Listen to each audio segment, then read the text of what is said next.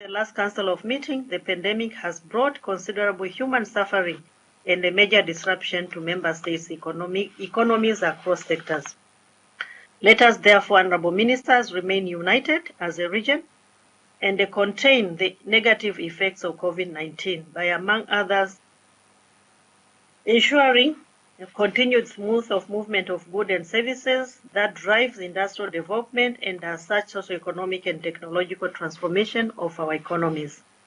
Going forward, Honorable Ministers, it is imperative that we come up with homegrown solutions to reverse the downturn spiral of the regional economy and revive growth. It is also important to recognize that the fight against the scourge of COVID-19 calls for a well-coordinated SADC regional approach.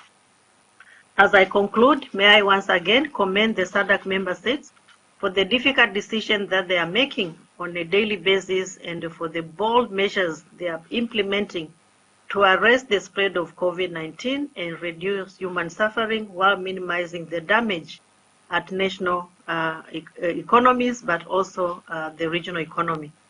As your Secretariat, we remain committed and will continue monitoring the socio-economic impacts of COVID-19 and provide evidence-based and timely information.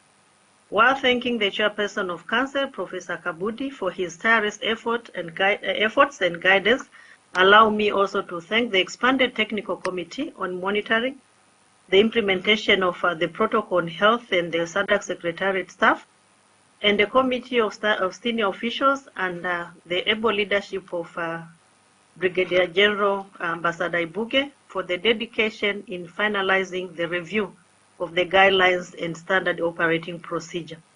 As such, enabling this meeting to take place. I'm commending and thanking this committee because it wasn't easy at all.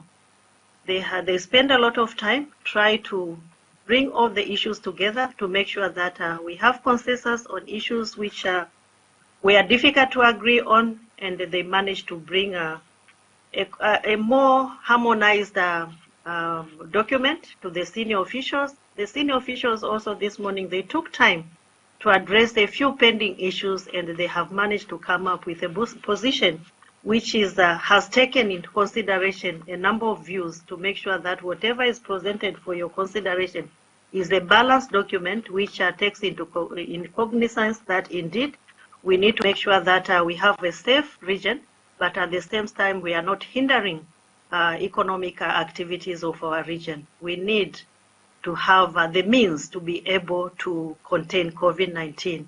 And among others, we need to facilitate trade to make sure that indeed we are getting the means as a region to contain COVID-19.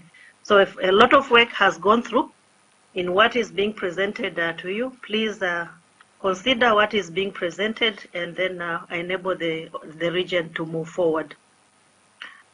Extensive work has been done, as I've said, by the experts. I have no doubt that the Council will see value in the work done, and this Council will be remembered by SADC citizens for the outstanding guidance and services that it has rendered to the region during these very difficult times. With these few remarks, I thank you and I look forward for a successful meeting.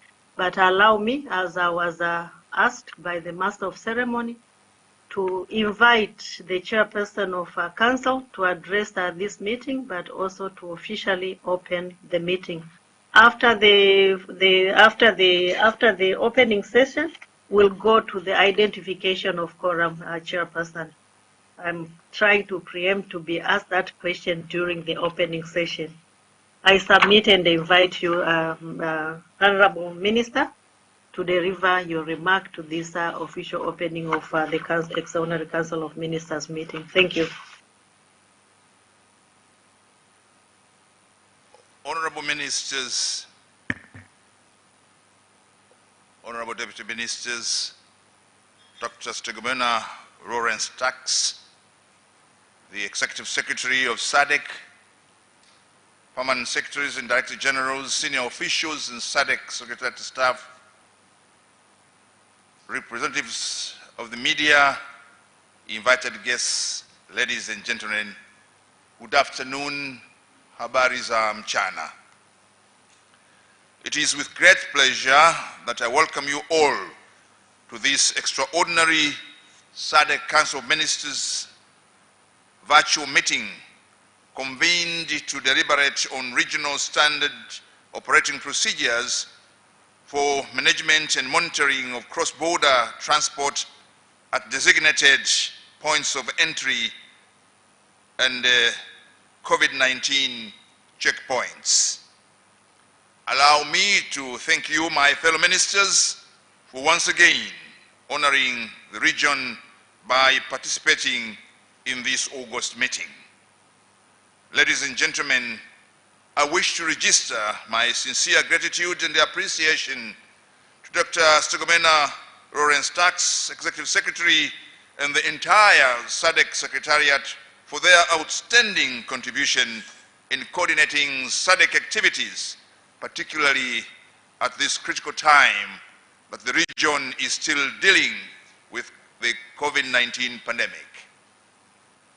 Honorable Ministers, as you will recall, during our last Council of Ministers virtual meeting held on 29th May 2020, among other decisions, we directed the expanded Technical Committee on Health to meet and finalize the revised regional guidelines on harmonization and facilitation of cross-border transport operations across the region and the region standard operating procedures, SOPs, for management and monitoring of cross-border road transport at designated points of entry and COVID-19 checkpoints. I am very delighted to inform this Council of Ministers that the technical team responsible for monitoring the implementation of SADC Protocol of Health has completed its task of reviewing the SADC guidelines and its annexes on standard operating procedures for cross-border transport operations, which we, the ministers, are asked to approve today.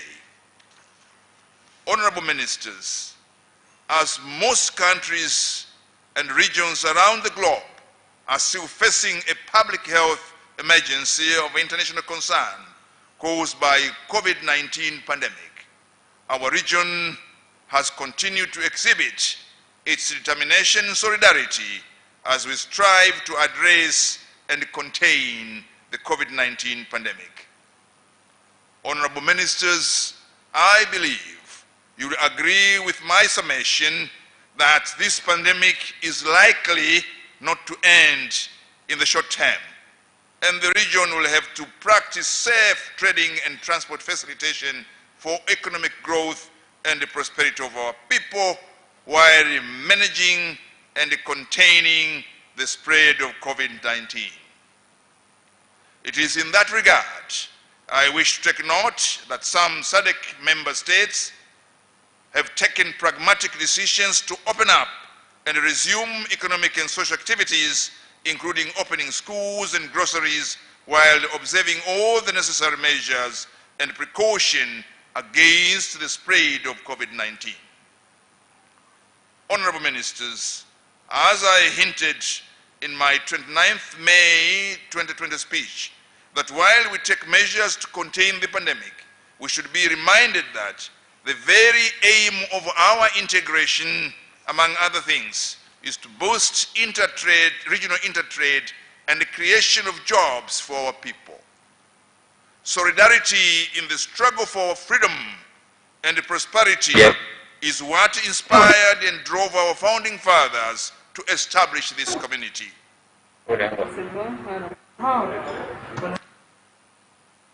Honorable Ministers, while I commend our solidarity, commitment and strength exhibited since the outbreak of COVID-19, permit me to inform that recently, unfortunately, it has been observed in some quarters with great concern that sometimes member states react unilaterally in implementing protective measures, which are increasingly disrupting interstate trade and transport.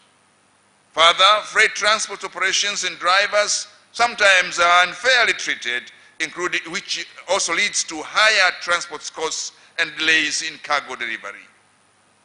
Honorable Ministers, it has also been observed that there are inconsistencies in communication in terms of applicable measures in each country. Announcements of policies and regulations are made sometimes without prior notice, and sometimes there are conflicting information from different agencies at the local border management level and between the local border and head offices. While mandatory testing of all truck drivers at borders could be an ideal and desirable, it has, however, exposed the challenges of insufficient testing capacity, lack of harmonization of types of tests and the testing protocols, and lack of mutual recognition of testing results. Honorable Ministers, I would like at this juncture to reiterate and underscore the point I made during our last virtual meeting that indeed we are all up in arms fighting the invisible enemy of COVID-19 with the aim of protecting the citizens of our respective countries. It is equally important also to recognize as the region and community that drivers do play a crucial role for transportation of goods and services for our people and region survival. Therefore, we should avoid stigmatization of commercial truck drivers, and we should not view them as conveyors of COVID-19, because that will not help us but deny our people the services that they desperately need. Largely and unfortunately, by conduct of some of our officials at the border, drivers are viewed negatively. Indeed, while it is legitimate to take measures, but we need also to treat our drivers with the dignity and respect they deserve as human beings. Honorable Ministers, as we deliberate on the agenda and consider the guidelines, I wish to remind this August Council a number of issues that need to be scrutinized and agreed upon. These issues include, but not limited to, the following: types of tests to be used for testing drivers, pilots, crew before they commence their cross-border trips, the designated testing facilities, mutual recognition of the test results, the period of validity of negative test results, what to do with drivers, crew, pilots, persons when the COVID-19 test result is positive, and what to do when the negative results expire while not in home country. Honorable Ministers, other important elements of the guidelines that we need to agree upon is the providing of information in relation with the truck stop points drivers, crew can use on their designated routes, on the corridors and services available in such locations. These services include fueling, catering, and sanitation facilities. Simply put, guidelines have to therefore allow movement of goods and services for normal economic activities and not just essential goods as we initially agreed upon. Honorable Ministers, I have highlighted these issues to remind the region the need to remain committed, sincere, and firm in implementing the decisions we make as one community. I do not intend to overemphasize the magnitude and how deadly COVID-19 pandemic is. It suffices to say that the challenges we are facing as a region are real, require urgent, practical, and collective measures. We need to continue to work together to address its negative economic and social impact now for the better future. As Sadc, we need also to work with other partners, including COMESA and the EAC, so that we can come up with minimum guidelines and standard operating procedures for cross-border transport operations during this period. It is equally important that the region practices safe trade and transport facilitation for economic growth and poverty alleviation while containing the spread of the COVID-19 virus. Honorable Ministers, our history and record of defeating our common enemies, colonialism and apartheid, is clear. We have done that in the past, and together this time around we can withstand and contain COVID-19 as one family. We have the leadership and the wisdom in the region. What is needed is standing together and fight the pandemic as one family. And indeed, the various meetings we have held demonstrate that we are one family. And as a family, misunderstanding, squabbles are normal. But what is more important is to engage and dialogue and find solutions pragmatically, and flexibility is what will enable us also to contain COVID-19. Honorable Ministers, as I conclude, allow me to thank senior officials for their excellent work in the preparation of this meeting. It is their hard work and the arrangement that has made this meeting very possible. Once again, I thank you, Honorable Ministers, for attending this meeting that is very crucial to our region. I am confident that the meeting would prudently deliberate on the agenda and come out with decisions needed by our region. To my Tanzanian audience now in Kiswahili, mkutano huu ambao umeitishwa leo, mkutano wa dharura, ni mkutano muhimu sana wa kujadili mwongozo wa urazilishaji na usimamizi wa biashara kati ya nchi za jumuiya za Sadc. Mwongozo huu umekamilika na kazi kubwa ya mkutano wa leo ni kupitisha mwongozo huo. Zipo changamoto ambazo tumekabiliana nazo, lakini jambo la kutupa moyo ni kwamba changamoto hizo daima zilipotokea tulipata kukaa na kujadili na kuzipatia ufumbuzi. Tunaamini kabisa Jumuiya ya Maendeleo ya Kusini mwa Afrika, kama ambavyo imekuwa ada yake, itasimama pamoja pia katika kupambana na maradhi haya ya virusi vya COVID-19 na hatimaye kukabiliana navyo, na wakati huo huo ikiendelea kuimarisha biashara kati ya nchi zetu na jumuiya yetu kwa ajili ya maendeleo na ustawi wa nchi zetu na watu wake. I thank you so much for your kind attention. Asante sana. Muito obrigado. Merci beaucoup. Yaleboha.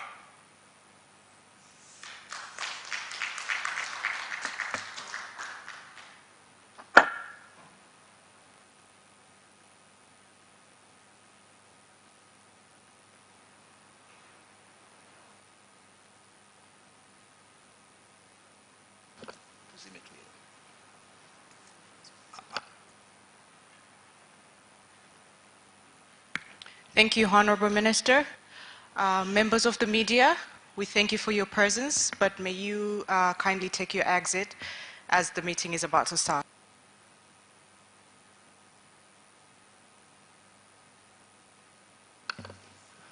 Yeah, members of the media, thank you very much for coming to covering the opening ceremony. And now we are going to a closed session, so I would request GNM Cargo. Hii ni kampuni maarufu nchini Tanzania ya usafirishaji mizigo kutoka China na Afrika Mashariki. Piga simu nambari 0677 066551 au alama ya kujumlisha 8613829721 527.